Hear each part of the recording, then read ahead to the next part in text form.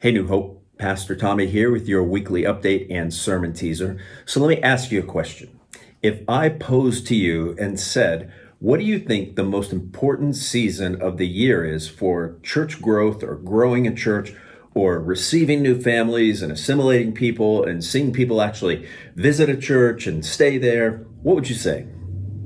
Some of you, I'm guessing, would say Christmas because we always make a big deal out of Christmas.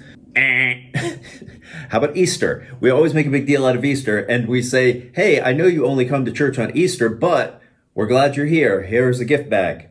The correct answer to that question, believe it or not, is summer. Why is summer the most important time of the year for a church as far as growing and as far as receiving new members and seeing new people visit and attend? When I tell you, it's going to be obvious, I think. Basically, summer is the time people move. And summer is the time people move away, unfortunately, but also summer is the time when people move into an area. And so let's say you're a new family and you have, you're a mom and a dad and you have two little kids that are going to start school in the fall. Then you move here in June or July. A lot of times they'll want to find a church to plug into before school starts in the fall. So they're very intentional about looking. Or maybe you're single, or maybe you're young married and you don't have kids. A lot of times, so when I was a church planner, people would come into town, they wouldn't know anybody, and someone from our church would say, hey, I'll be your friend. Why don't you come to church with me? And they would end up becoming a Christian and joining the church. So summer is a time when people are actually looking to join, when they're looking to connect. Easter, not so much. They're just coming maybe because their mom invited them. Same with Father's Day or Mother's Day or even Christmas because it's a tradition. People who come in the summer are actually looking for a place to plug in. Now, why is that a challenge? Well, because the challenge is people in church, that's when they're checking out because we think Christmas and Easter are most important. I mean, they're important holidays, don't get me wrong, but I mean, practically for receiving people. And so people are gone. People take off in the summers, especially in the Northwest. Most churches, we used to do it before COVID, had two services, would go down to one service because like half of the people would be gone. So that creates a challenge. So why am I bringing this up? Basically, what I would like you to do is cancel all of your summer plans and do nothing but invite people to church.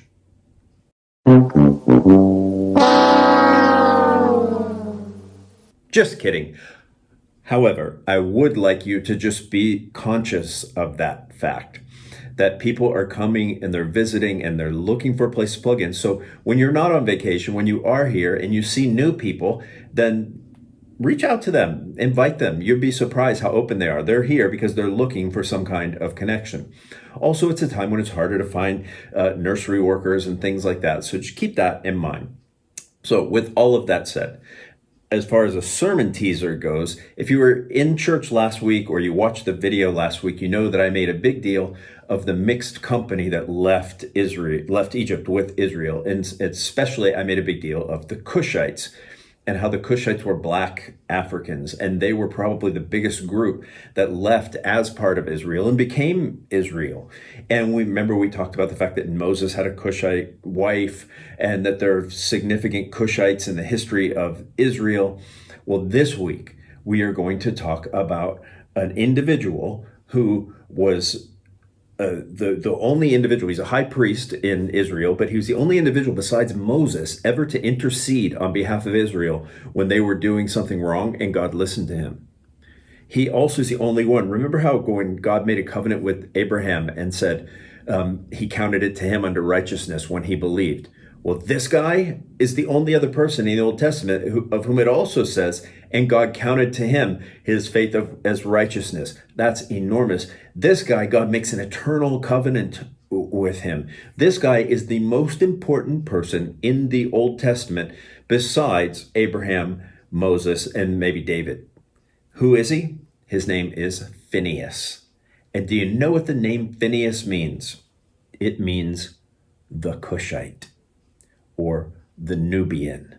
In other words, one of the most important guys in the Old Testament, besides Moses and Abraham and David, is Phinehas the Cushite, a black man. And that's not important just in and of itself, but part of what makes that important is how that has worked its way out in history as it went from Phineas and as it got into modern history. When we forget about that, it affects the way we read the Bible.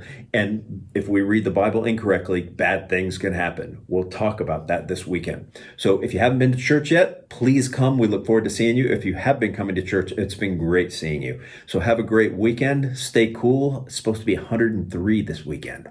Ooh. Anyhow, I love you. I miss you. Pastor Tommy, out.